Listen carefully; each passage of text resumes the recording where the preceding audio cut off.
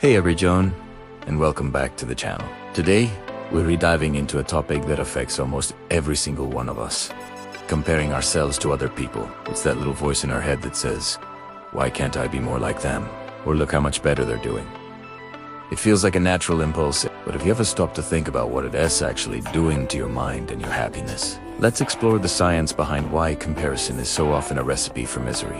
Back in 1954, a psychologist named Leon Festinger introduced what he called social comparison theory. He proposed that we have an innate drive to evaluate ourselves, our opinions, and our abilities. When we don't have a clear, objective way to measure ourselves like a test score or a stopwatch, we look to others. It's how we figure out where we stand.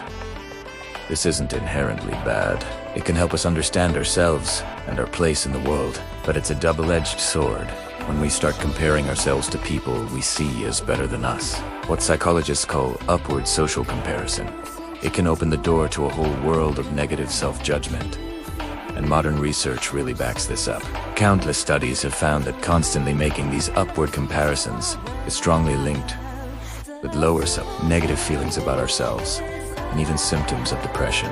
A fascinating study published back in 2014 looked at Facebook use. It found that the more time people spent on the platform, the more they engaged in upward social comparisons, which directly correlated with a drop in their overall well-being and an increase in depressive symptoms. It seems the more we see the curated highlight reels of others, the worse we feel about our own behind-the-scenes reality. When scientists conduct meta-analyses, which are studies of studies, the pattern becomes even clearer. Consistently, they find a strong link between frequent social comparison and mental health risks. This is especially true when those comparisons leave us feeling inferior, envious, or just plain inadequate. It's been tied to increased anxiety, a tendency towards social media addiction, and difficulty regulating our emotions, particularly in teens and young adults. It's not just a feeling. Some research has directly shown that this habit can lead to greater anxiety and emotional distress, especially when we're comparing ourselves to unrealistic standards like all those perfectly filtered and edited photos we see online. So, what exactly is happening in our brains and our social lives that makes this so harmful? Let's break down some of the specific processes. For starters, let's talk about anxiety. Research on Spanish adolescents found a direct line connecting social comparison to anxiety and problematic social media use. The more they looked up to others and felt they didn't measure up, the more anxious they became. It's a vicious cycle. You feel bad,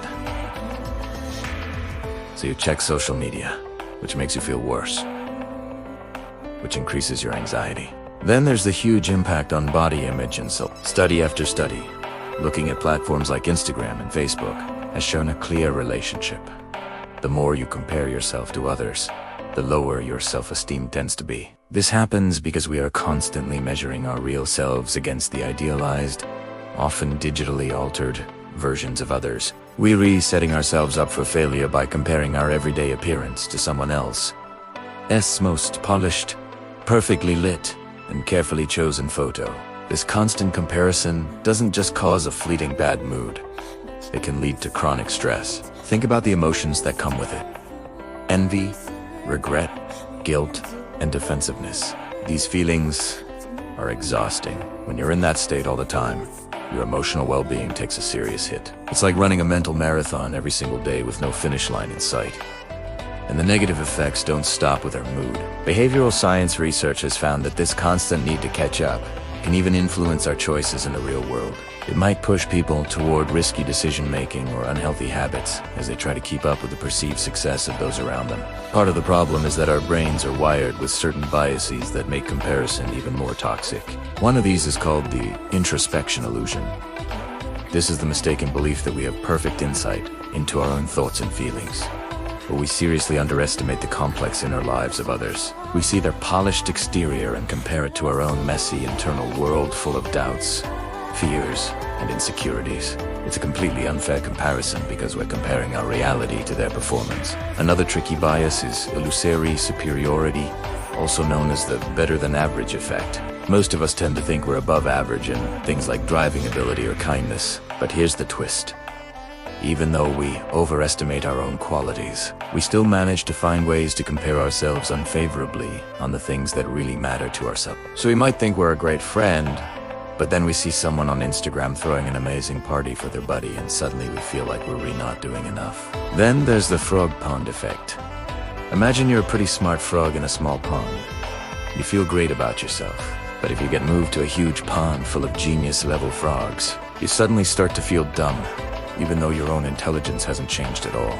Similarly, when we surround ourselves with super high achievers, especially online, we tend to evaluate ourselves as worse than we actually are. This can crush our confidence and even lower our ambitions, because we start to believe we just can't compete. The clinical and psychological outcomes of all this are well documented. Reviews of psychological research have repeatedly linked these negative comparison patterns directly to depressive symptoms and social anxiety. When your comparisons consistently make you feel bad, it can trigger a downward spiral of negative emotions that's hard to break out of. This is especially true for people who already have a strong fear of negative evaluation.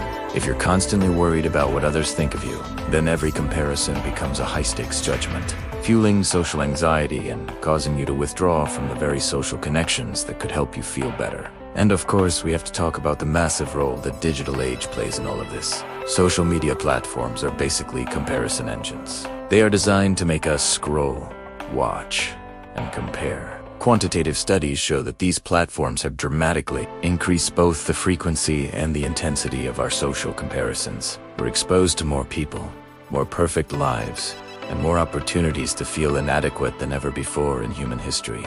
The online world creates an environment of constant benchmarking. We're surrounded by curated highlight reels, where success is measured in likes, followers, and flawless photos. These create artificially high standards that are almost impossible to live up to, which naturally exacerbates feelings of inadequacy and self-doubt. So what's the takeaway here? Is all comparison evil? Not necessarily. Sometimes, seeing what others achieve can inspire us. But when it becomes a constant, automatic habit that leaves you feeling drained, envious, and unhappy, it's a problem.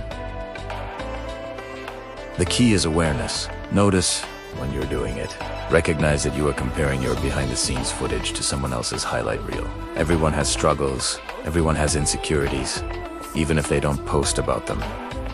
Your journey is your own. Your timeline is unique.